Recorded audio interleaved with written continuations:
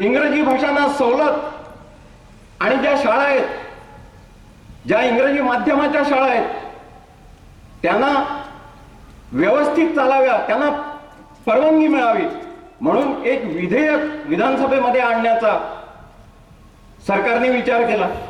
त्यालाही आपण विरोध केला आणि ज्यावेळी ते विधानसभेमध्ये आलं त्यावेळी आपल्या आंदोलनामुळे दबाव आला आणि सरकारनं ते सिलेक्ट कमिटीकडे पाठवलं आणि ते पास होऊ शकलं नाही. आणि त्यामुळे आपण जे आंदोलन केलं त्या आंदोलनाचा पहिला परिणाम आपल्याला असा दिसून आला, नाहीतर हे विधेयक पास झालं असतं. हे विधेयक आणलं आणि ते सिलेक्ट कमिटीकडे पाठवलं, ते पारित झालं नाही, पास झालं नाही. म्हणून फोर्सने आणि चर्चने, फोर्स नावाचं जे ख्रिश्चनांचं जे ऑर्गनायझेशन आहे, संस्था आहे, असोसिएशन आहे, त्या सगळ्या लोकांनी एकत्र येऊन लोपिस नावाच्या माणसाला पुढे केलं आणि त्यांनी उपोषण करायला सुरुवात केली. विधानसभेमधले ख्रिश्चन आमदार आणि त्याच्याच बरोबर काही मंत्री हिंदू आमदार देखील आझाद मैदानावर जाऊन त्यांनी लोटांगण घातलं आणि त्याला आश्वासन दिलं की हे विधेयक आम्ही पारित करण्याची जबाबदारी घेतो, असं त्यांनी पुन्हा त्यांना आश्वासन दिलं. दरम्यान सरकारनं जे काही गोव्यामध्ये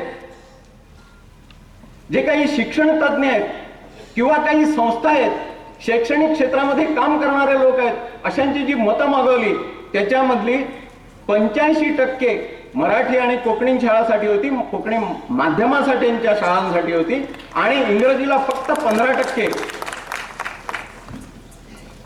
जवळजवळ 3-3.5 वर्षानंतर फोर्सचं ज्यावेळी आंदोलन सुरू झालं आणि या सगळ्या आमदारांनी जाऊन लोटांगण घातलं आणि यांना आश्वासन दिलं गेलं की आम्ही हे विधेयक पारित करणार आहोत, जे आश्वासन दिलं गेलं त्याच्या विरुद्ध पुन्हा एकदा भाषा सुरक्षा मंचाच्या सर्व नेत्यांना एकत्र यावं लागलं आणि पुन्हा आपली बैठक झाली, पुन्हा आंदोलन सुरू झालं. आणि आपल्याला माहिती आहे, पहिला मोर्चा पणजी शहरामध्ये केवळ 4 दिवसाआधी आपण सांगून मोर्चा काढला.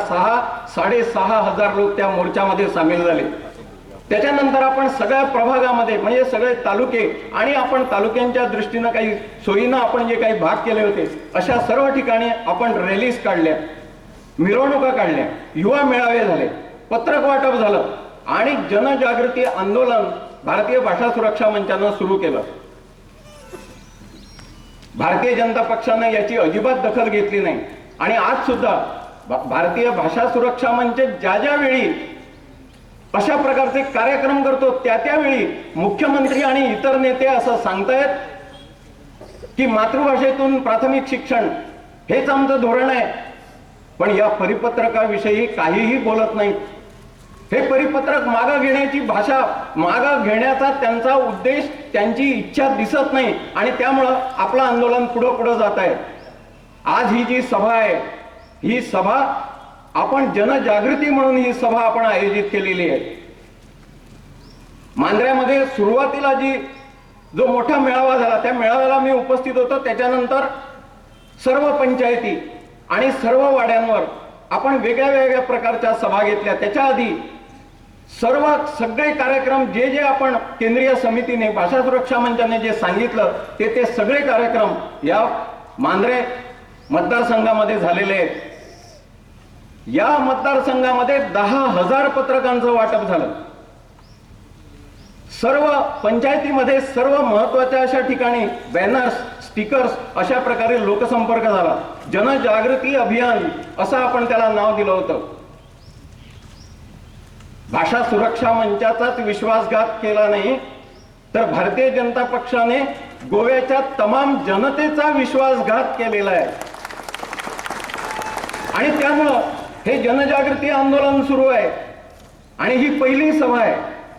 मांजऱ्यामध्ये आपण असा प्रयत्न केला की संपूर्ण कानाकोपऱ्यामध्ये सगळ्या लोकांपर्यंत हा विषय पोहोचावा. जवळजवळ 150 ते 175 तरुण कार्यकर्त्यांनी मांजरेचा संपूर्ण मतदारसंघ पिंजून काढलेला आहे.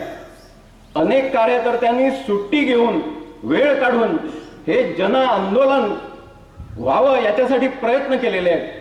जवळजवळ 125 छोट्या मोठ्या बैठका, कोपरा सभा घेण्यात आलेल्या आहेत आणि हे परमेश्वरी कार्य आहे. या परमेश्वरी कार्यासाठी याच्यामध्ये कोणाचा स्वार्थ नाही. मातृभाषेसाठी आपण काम करतो आहोत. मातृभाषा प्रेमी आणि म्हणून मी म्हटलं मातृभाषेसाठी उभे राहणारे आपण सगळे सैनिक कार्यकर्ते आहोत. आणि म्हणून हे परमेश्वरी कार्य आहे. या कार्यामध्ये आपण यशस्वी होणारच याची आपल्याला खात्री आहे. भारतीय जनता पक्षाच्या सरकारच्या पायाखालची वाळू सरकू लागली आहे. अस्वस्थता वाढली आहे.